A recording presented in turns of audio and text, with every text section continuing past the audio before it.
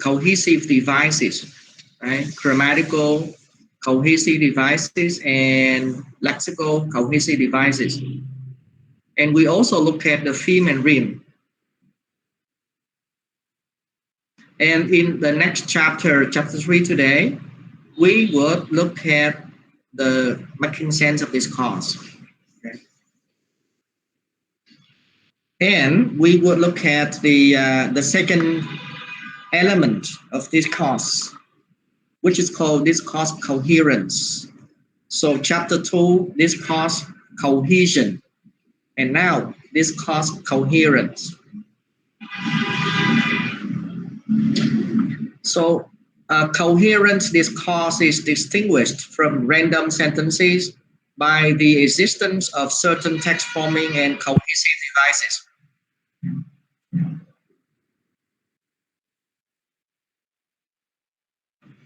All right, so we got the idea of coherent discourse.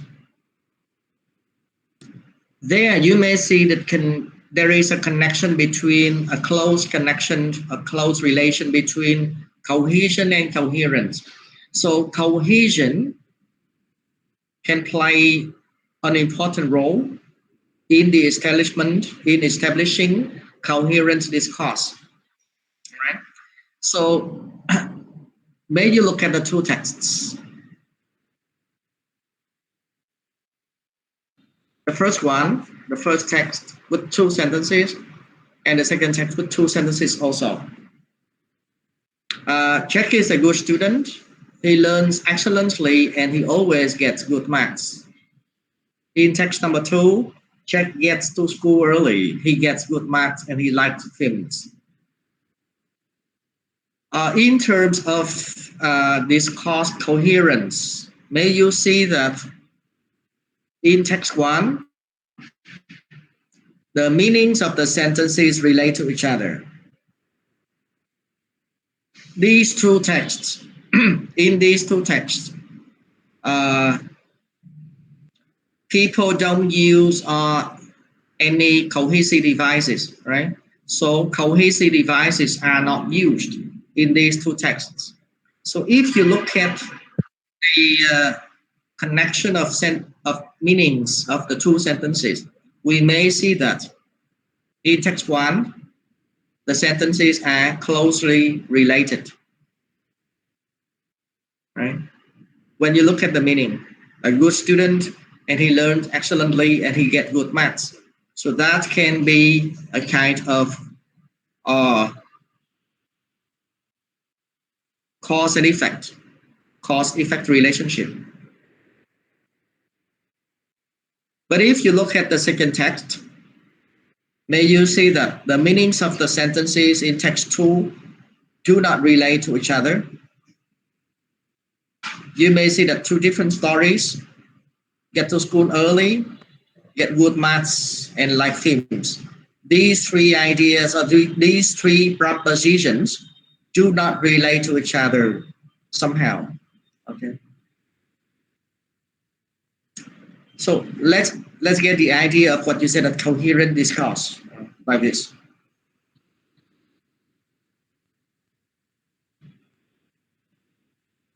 Then we would look at discourse. It's been that the speech, the utterances. So we would look at one aspect of discourse analysis, which is called speech acts. Speech acts. So what is speech acts? All right. So speech act is an utterance, is a functional unit in communication. All right. This is a very precise definition about speech act. All right. Speech relates to utterance, right? Utterance. And utterance is a kind of spoken form. And act is a kind of functions, right? So when you talk about speech act, we would talk about the functions in communication. And the Vietnamese translation, the Vietnamese equivalent for speech act is hành động ngôn từ or hành động lời nói. This is the Vietnamese equivalent, speech act. So hành động lời nói, which is a kind of action. And action in here, this is the utterance. And the utterance can play a certain function in communication. And this is a very important definition for speech act. And a speech act has three kinds of meaning: locutionary, illocutionary, and perlocutionary. There are three types of meaning that we have to distinguish from. Three kinds of meaning from speech act: locutionary, illocutionary, and perlocutionary. So let's look at each kind of meaning one by one. Locutionary meaning. Locutionary meaning is also called propositional meaning. Propositional meaning.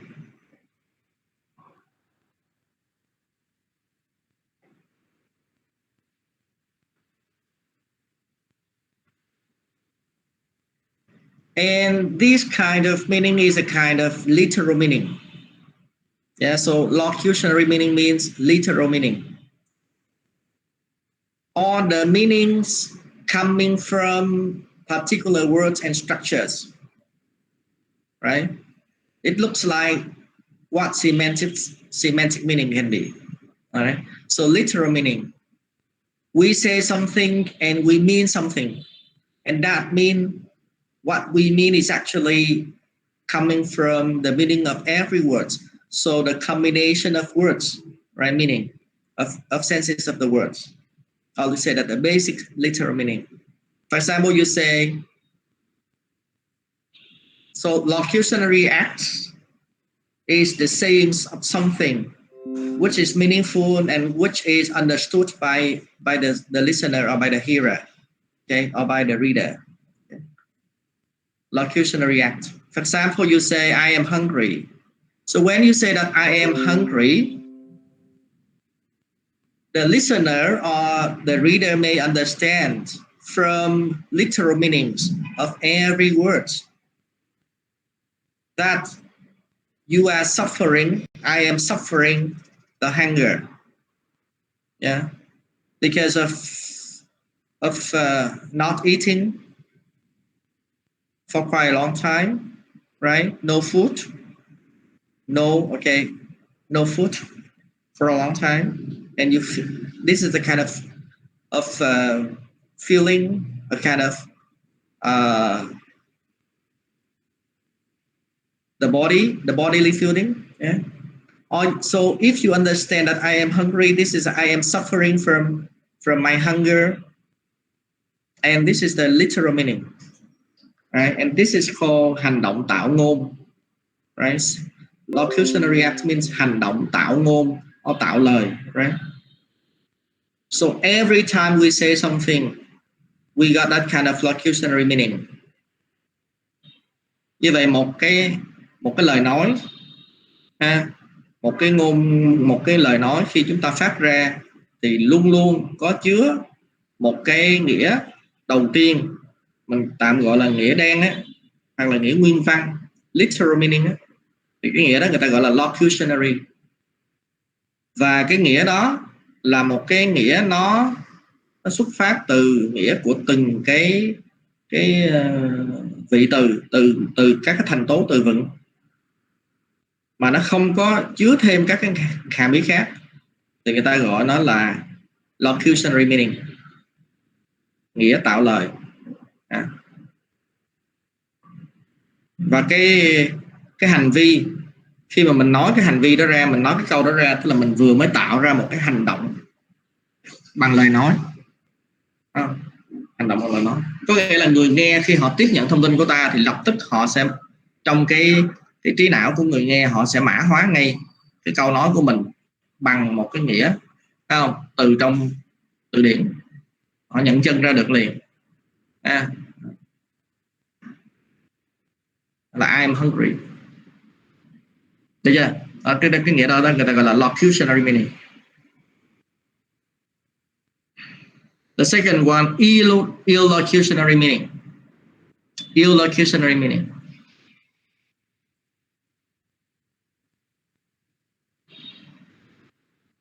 Illocutionary meaning, or sometimes you say that illocutionary force, which is the effect the utterance might have on the hearer. So when we say something, we mean something. All right, we mean something. So what we say or what we mean may be similar or may be different depending on the context, right? And what we mean is called illocutionary force. All right, so illocutionary act is the act of using a sentence or using an utterance to perform a function, to perform an effect, to perform a function. So there are many functions, okay, that you may find when we say something. If you look at this example, I am hungry, and the speaker B say, I'll bring you a sandwich. So what does A mean when he say, or when she says, I am hungry? All right, in this case. So the speaker A means something beyond the literal meaning of the utterance, right? And speaker A wants to perform a function. This is he wants B to do something for his hunger. Yeah. So A requests B to give him something to eat. All right. So requests, the role or the function of requests from speaker A is called illocutionary meaning. And the Vietnamese equivalent is called hành động ngôn trung hoặc hành động tại lời. Hồi nãy là hành động tạo lời. Cái này là hành động tại lời. Ngôn trung tức là một cái nó nằm ở cái vị trí chính của cái phát ngôn. Như vậy đây là cái function chính mà khi mà mình giao tiếp, đúng chưa? I am hungry là nghĩa đen, tức là diễn tả một cái cảm giác đói. Nhưng khi mình nói cảm giác đói đó với một người khác thì mình đang muốn ám chỉ một cái gì khác, tức là what do you mean hay là what do you want? What do you want when you say so? Anh muốn gì khi nói điều này? Khi em đặt cái câu hỏi là what do you want hay what do you mean when you say so, thì tức là em đang hỏi về illocutionary, cho nên gọi là hành động tại lời. Tức là tại cái lời nói đó, cái lời nói đó nó sẽ tạo ra một cái lực, cho nên người ta gọi là illocutionary force. Nó tạo ra một cái động lực hay là một cái lực tác động vào đối tượng, khiến cho đối tượng phải thực hiện một hành vi nào đó nha. Cho nên mình đang xét cái vai I'm hungry. Như vậy là hầu hết các cái ngôn ngữ hay các cái câu nói chúng ta nói ra nó đều có một cái giá trị, đều có một cái function nào đó để nó khiến người ta phải thực hiện theo cách này hoặc theo cách kia. Thì cái đó người ta gọi là illocutionary meaning.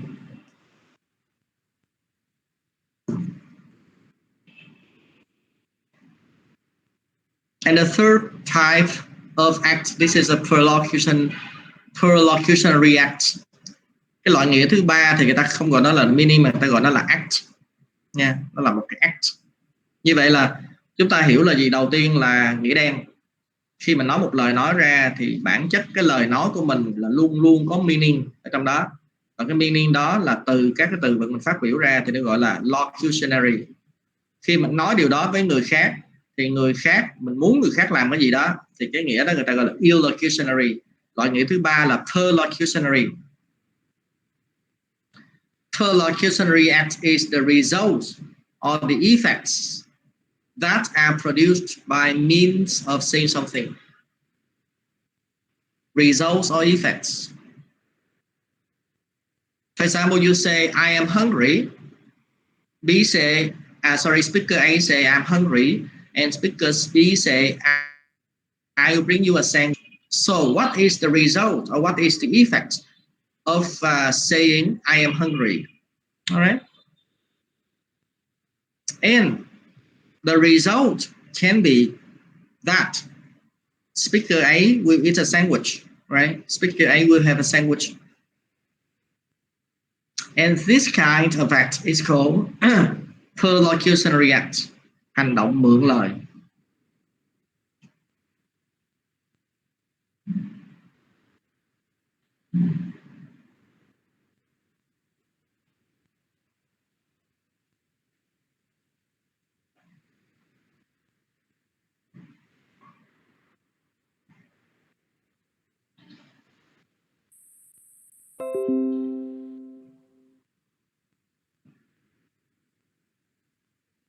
All right, so this is the perlocutionary act.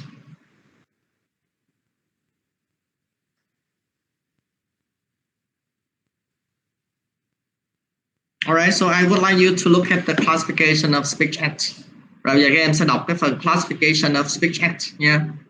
Trong vòng vài phút rồi sau đó thầy sẽ mời phát biểu. How many kinds of speech acts are there? Okay. And what are their names? And how to classify them? Rồi các em có vài phút để đọc tài liệu chút xíu nha. Classification of speech acts. Chúng ta có 10 phút đọc.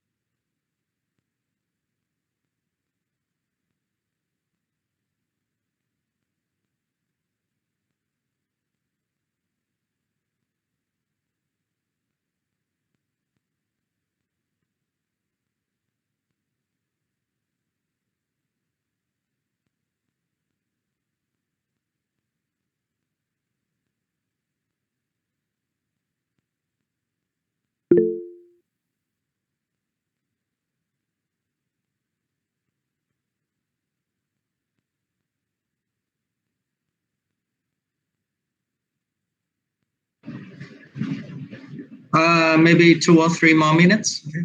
Đọc cho kỹ phần đó đi. Phần đó quan trọng.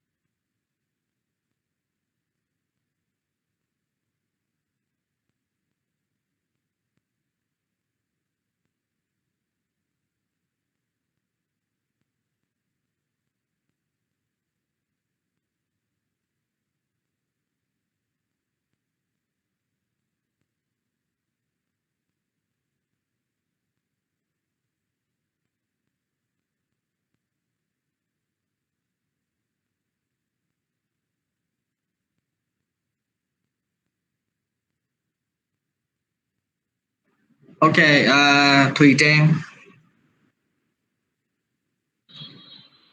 Yes. can you tell me that how many kinds of speech acts are there? There are 6 types of speech acts, Mm-hmm. and they are the representative, the commissive, the declarative, the directive, the expressive, and the last one is rogative. Rogative. Okay, so you mean that there are 6 types of speech act. Okay, so Yes. if possible, okay, so let me show you the 6 kinds or 6 functions of speech act: representative, expressive, directive, rogative, commissive, and declarative. And okay, can you explain the first 3 functions? Yes. What do The you mean first when you say one, that representative? the representative describe states of affairs in the world, and the representative can be true or false. Yeah. Some state of affairs in the world can be asserting, stating, claiming, and so on. Yes, and that is the first one. Yes. Second For one, the expressive.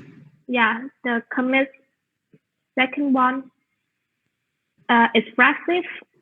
Expressive is indicate the speaker psychological state or feelings or attitudes about something, like greetings, apologizing, complaining, or thanking. Yes, and that is the second one. Yeah, expressive. And the third one, directive. Directive directive intends to get the listener to carry out an action, like commanding, requesting, begging, warning, and so on. Okay. Yeah. And yeah, you can get the bonus for your answer. Thank you. Thank you. And the last 3 one, Thuận, can you tell me the last 3 one? Yes. So the fourth type is rogative. It is like a special kind of directive, but it's usually in the form of a question. For example, if I ask that, what are you? And then I say I'm a student, and that is rogative. Yeah, rogative. So this is a kind of question. Okay. Yes.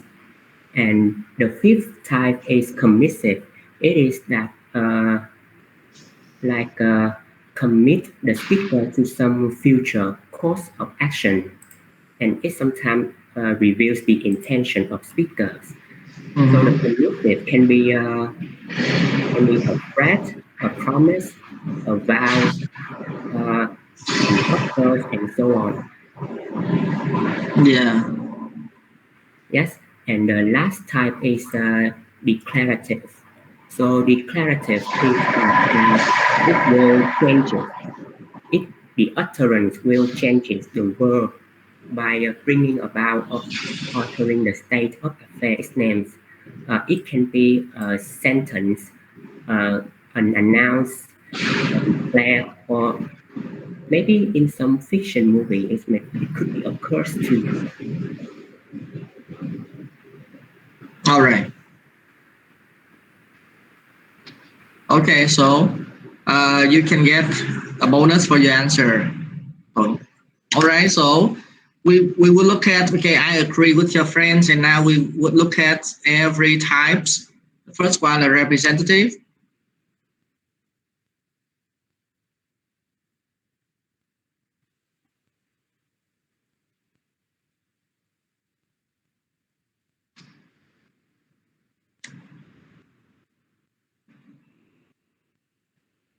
All right, so the representative describes a state of affairs. So when we want to describe the state of affair, we can call this as a representative. If we want to assert, we want to state, claim, affirm, describe, predict, report. In other words, you may say that if we want to present something, which is called representative. And remember that the representative can be true or can be false. There are two values. For example, you say, what are you? I'm a teacher. So when you say that I am a teacher, so that can be true or that can be false according to the world. Okay? So I'm a teacher is a kind of representative because the second speaker states his job, which is called representative. Okay.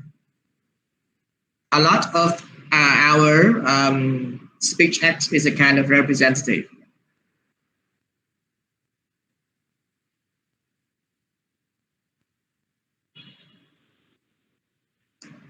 The second one, commissive.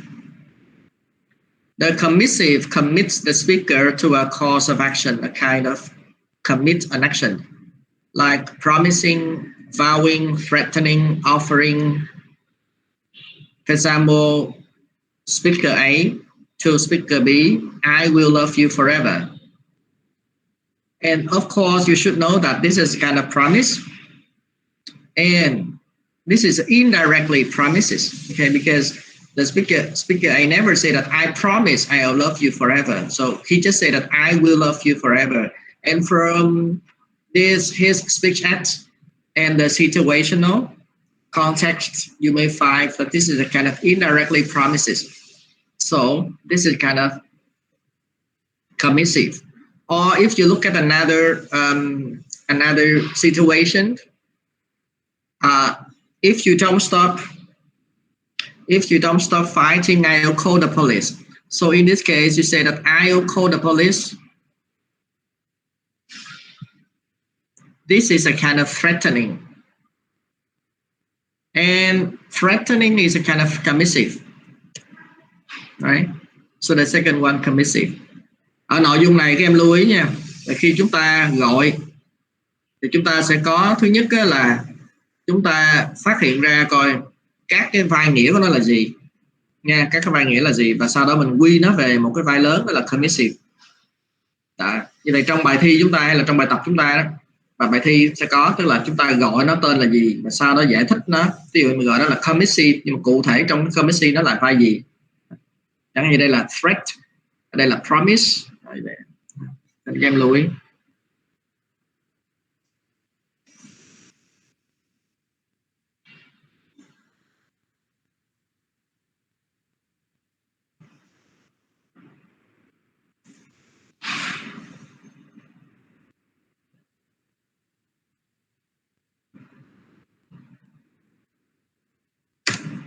Declarative.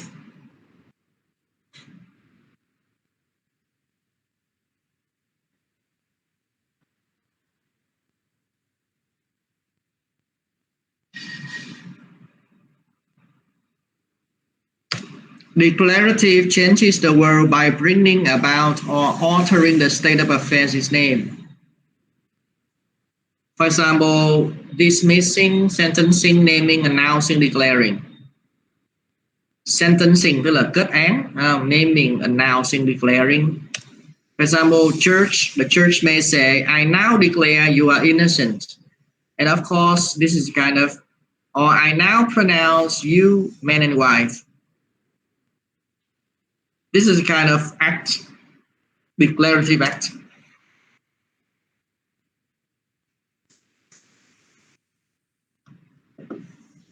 All right, declarative. Tuyên bố là gọi chung.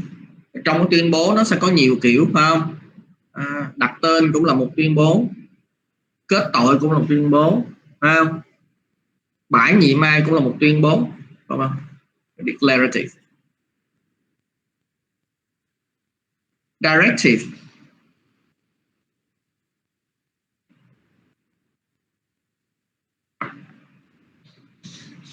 Directive means get the listener to do something. Directive means get someone to do something. For example, commanding, requesting, begging, warning, challenging, inviting, suggesting, advising, blah, blah, blah. Those are directive. For example, the aunt say, the pigs are shouting, and the uncle say, feed them. So in this case, feed them is a kind of commanding. So feed them is a directive. Chúng ta chú ý nha. Hoặc là please sit down, of course is a directive. Requesting. Why don't you close the door? So why don't you close the door? It is a kind of suggesting, and this is directive. Okay. Như vậy chúng ta lưu ý là khi một cái cặp câu này mình phải tính ví dụ như cái vai của aunt, the pigs are shouting. Thì trong trường hợp này là ông bà thím với ông chú đúng không? Hai vợ chồng. Người vợ bảo là the pigs are shouting. Thì ông chồng sẽ bảo là feed them. Vậy thì cái the aunt này trong cái cặp này thì the pigs are shouting. Nó sẽ là vai gì? Đúng không? Đó. Như vậy cái câu này á, nó sẽ là representative, tức là mang tính chất là biểu hiện một thông tin. Đúng không em? The pigs are shouting. Những con heo đang la. Thì khi mà nói những con heo đang la, đó là nó biểu thị một cái describing. Thì nó sẽ vai là representative. Nhưng trong ngữ cảnh này thì rõ ràng là cái bà này tại sao bà nói là mấy con heo đang la ôm tỏi kìa. Thì rõ ràng là trong trường hợp này aunt không phải thực hiện cái vai của một cái representative đâu, đúng không? Và cái bà vợ này á đang thực hiện một cái vai, đó là gì? Là cái vai là thông qua lời nói này bà muốn ông chồng đi cho ăn, nhưng mà ông chồng này rất là khôn ngoan, ổng nói ngược lại là feed them, ổng ra lệnh này cái bà vợ. Thì trong trường hợp này là the pigs are shouting không có lẽ là không phải là representative nữa, đúng không? Mà nó sẽ là một cái vai không là directive. Nhưng mà khi đưa vào trong cái uncle với cái aunt này trong cái bối cảnh này thì do uncle là feed them, tức là uncle đã là directive rồi, thì cái vai aunt này mình sẽ hiểu nó như là một cái representative. Đó, thành ra là em thấy là cái phức tạp của một cái speech act là như vậy. Tức là mình phải dựa vào một cái linguistic context. We have to base on a linguistic context. Chúng ta phải dựa vào cái ngữ cảnh ngôn từ, là dựa vào từng lời nói. Nhưng mà bên cạnh đó chúng ta phải dựa vào situational context, đúng không? Ngữ cảnh. Trong đó có các cái nhân tố mà chúng ta học ở bài đầu tiên đó. Đó là cái field, tenor và mode, đúng không? Chúng ta phải dựa vào tenor, tức là vào cái relationship of participants. Chúng ta để xét. Như vậy thì trong các cái ngữ cảnh khác nhau thì cái vai có thể khác nhau. Cho nên dẫn tới vấn đề là khi nghiên cứu các cái discourse rất là thú vị ở chỗ đó. Nó đòi hỏi là mình phải có cái năng lực, cái competence để mình thấu hiểu được hay là thông hiểu được các cái ngữ cảnh. Và do vậy thì ở một cái chừng mực nào đó trong các cái bài tập này thì chúng ta sẽ hiểu đây là những cái câu chuyện thông thường nha, câu chuyện thông thường. Cho nên cũng một lời nói đó nhưng mà được phát biểu ở những cái ngữ cảnh khác nhau thì nó sẽ có một cái hàm ý khác nhau. Cho nên là khi chúng ta nhận xét thì chúng ta phải dựa vào cái situation là như vậy. We move on to the next one, expressive.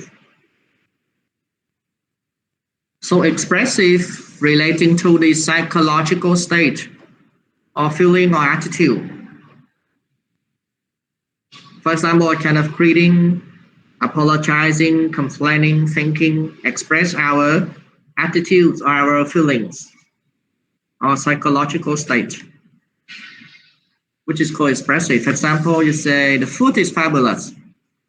The food is fabulous can be expressive because in the situation when you eat something and you feel favorable, you got favorable feelings, and then you can say the food is fabulous.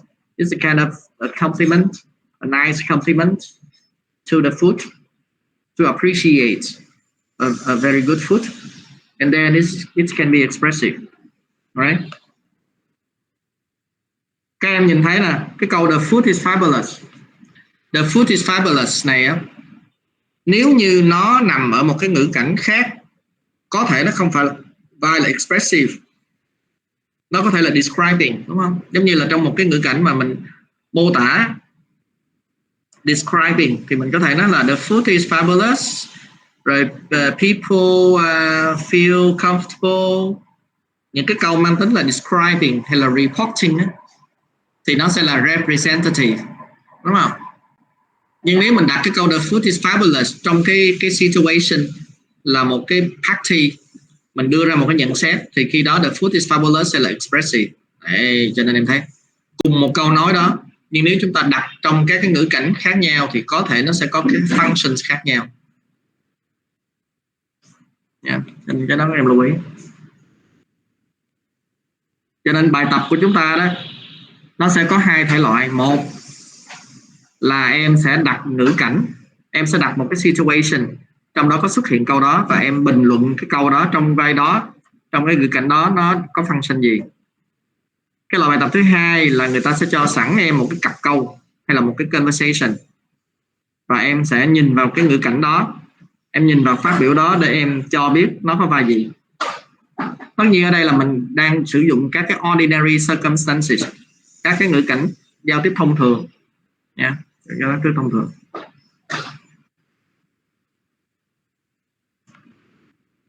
Prerogative.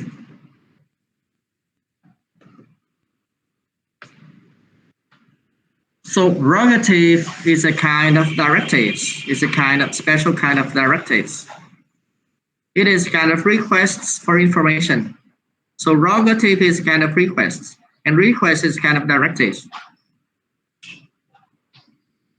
And prerogative typically in form of a question. So be careful with the question. A form of a question may have different functions. Right? What are you? I'm a teacher. So what are you in this case is kind of request for information, and it is in the form of a question. So this is kind of prerogative.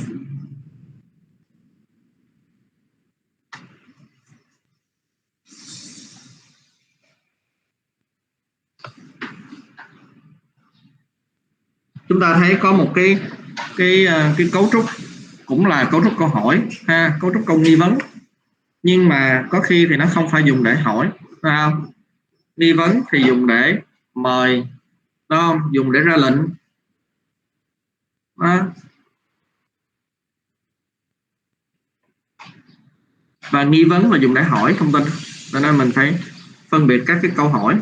Cho nên nếu như dùng để hỏi thông tin thì mình gọi là prerogative, tức là thực hiện đúng cái chức năng của question. Question là dùng để ask, request for information. Right. So those are 6 types of speech acts. Okay. Representative, expressive, directive, prerogative, permissive, and declarative. All right. So try to understand, try to identify 6 types of functions like that. Được chưa? Chúng ta sẽ cố gắng nắm cho đúng ha, nắm cho chính xác cái ý nghĩa của nó.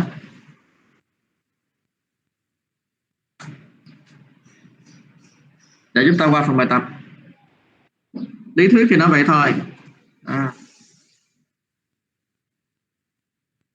Phải sắp đặt theo trật tự nó đúng.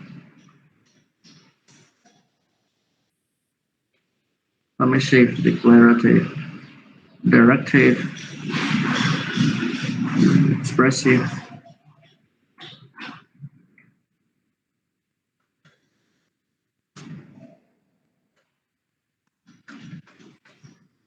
All right. Thì vậy chúng ta chú ý có 6 loại như thế. Do you have any question? Em có thắc mắc gì không? Về cái dạng bài tập này á, là dạng bài tập là chúng ta sẽ gọi tên cho các cái speech acts, tức là cho các cái hành động ngôn từ, hành động lời nói, cho những cái hành động lời nói. Được chưa? Ví dụ nha, chúng ta làm bài tập exercise 16. Classify the following utterances into different kinds of speech acts.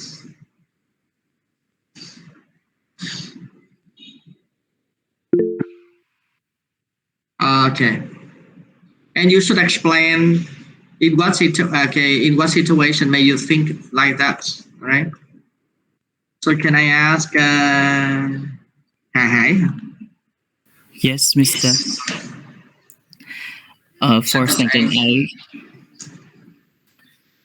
For sentence A, I think it is declarative speech act because it presents an announcement.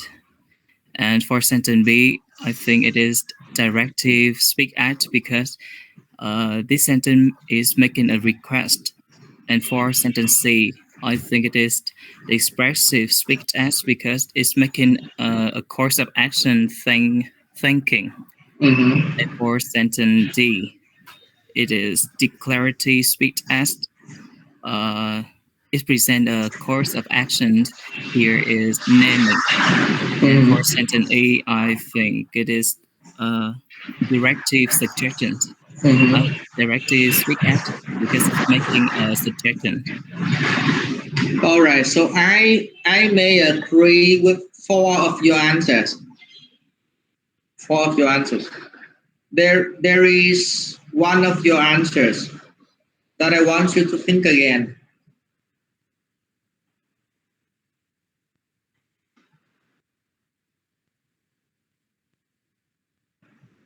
So may you repeat your answers? A Declarative.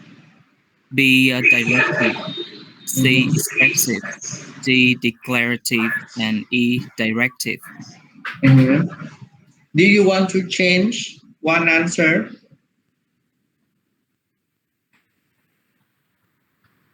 Let me think.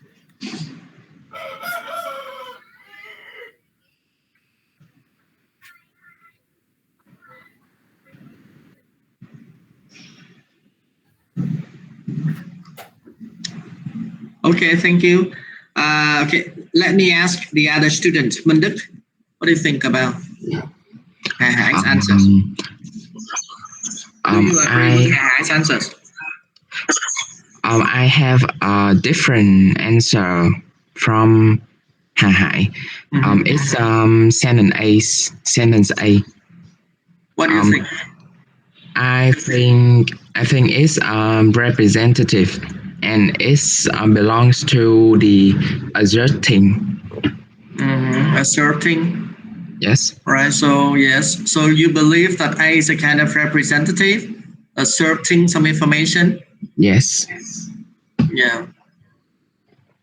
Okay. Thank you. Hà Hải, do you agree with him?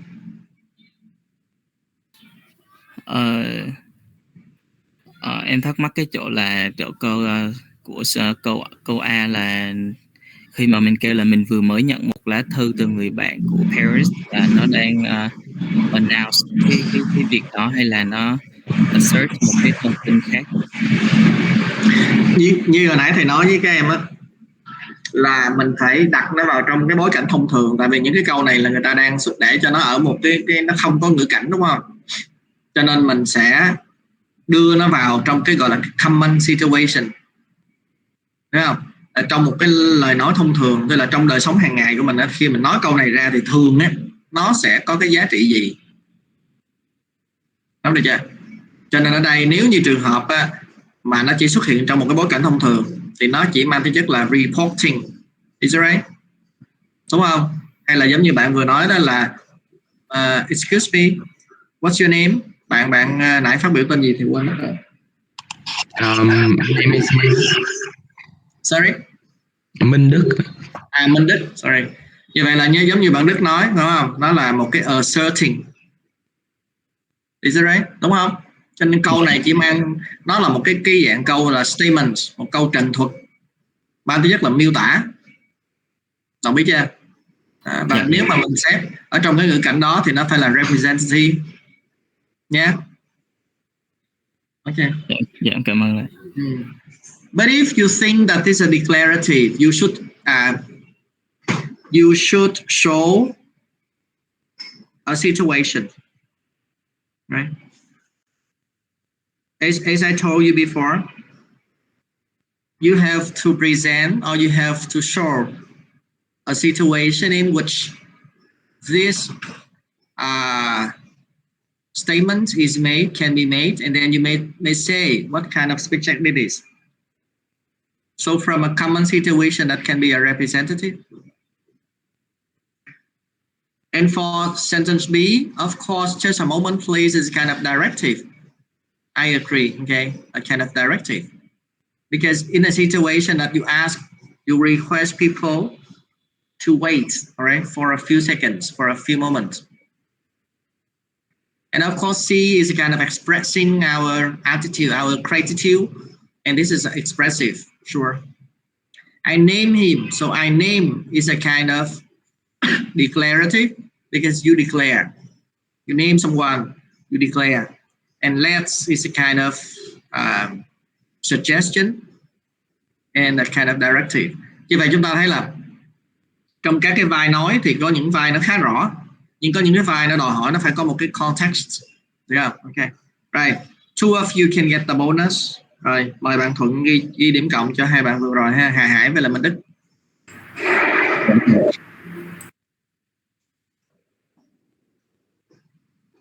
Exercise 17.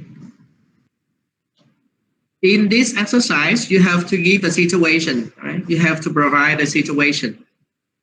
And you interpret its meaning and then you classify it. Vậy đối với bài tập này thì các em phải giới thiệu một ngữ cảnh.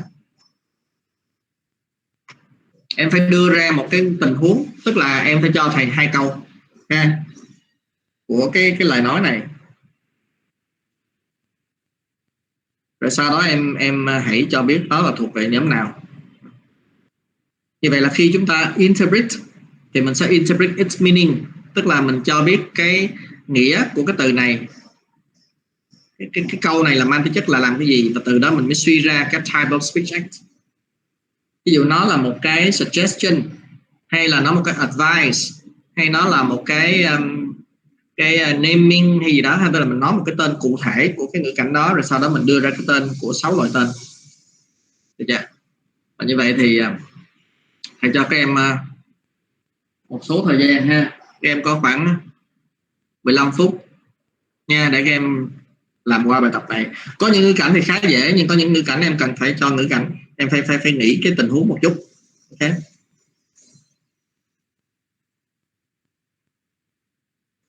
Chúng ta có vài phút, có 10 phút đi nha, 10 phút để chuẩn